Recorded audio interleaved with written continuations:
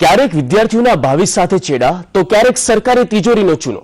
આ બધા જ કારણસ્થાન પહેલા અમદાવાદના એ હાઈ પ્રોફાઇલ માફિયાનું નામ સામે ન આવે તો ચીરીપાલ સૌથી મોખરે આવે। હવે આ ચીરીપાલ રીતસર લોકોના આરોગ્ય સાથે ચેડા કરતા થઈ રહ્યો છે। આવો જોઈએ ચીરીપાલના મહાગોરખ ધંધા।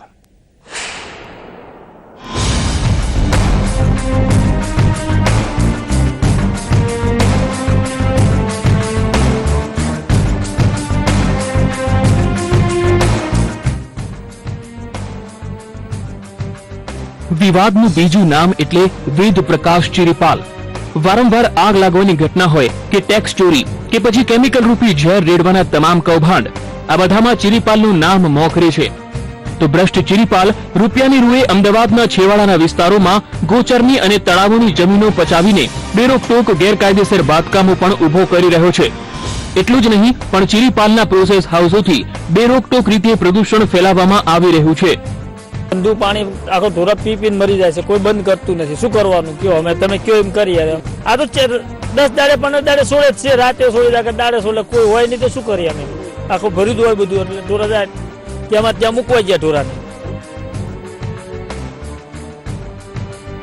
એક નજર કરીએ ચીરીપાલની ગેરકાયદે ઉભી કરાયેલ ફેક્ટરીઓ પર તો પીપળજમાં ગામતળની 6000 ચોરસ મીટર જમીન પર ગેરકાયદે શાંતિ પ્રોસેસ નામનું ઇન્ડસ્ટ્રીયલ એકમ ઉભું કર્યું, જ્યારે સૈદપુર અને ગોપાલપુરમાં 10,000 ચોરસ મીટરની ગાર્ડની જમીનમાં ફેક્ટરી ઉભી કરી।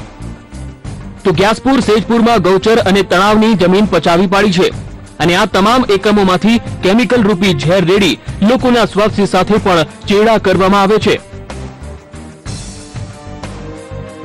એક મોટું બાકરું પાડીને આ પ્રકારનું જે ઝેરી કેમિકલ છે, આરોગ્યને હાનિકારક છે, તે પ્રકારનું ખુલ્લેઆમ આ પ્રકારનું જે કેમિકલ છે તે છોડવામાં આવ્યું છે, અને આ ગંદુ જે કેમિકલ છે તે પાણીમાં ભળે છે, અને આ પાણી છે તો એના ઢોર ઢાંખરો પી રહ્યા છે। આ તમામ પ્રકારની સ્થિતિથી કોર્પોરેશન વાકેફ છે, જીપીસીબી વાકેફ છે, બધું અહીંયા આવવાની હિંમત કરતું નથી, કારણ કે ચીરીપાલની સાંઠગાંઠ એટલી મોટી છે કે અધિકારીઓ પણ આવતા ગભરાઈ રહ્યા છે। કોર્પોરેશન અધિકારીઓ અને ગાંધીનગરમાં બેઠેલા એક મંત્રીના આશીર્વાદથી ભ્રષ્ટ ચીરીપાલ પોતાના ગેરકાયદેસર સામ્રાજ્યને બેફામ રીતે ફેલાવતો જાય છે।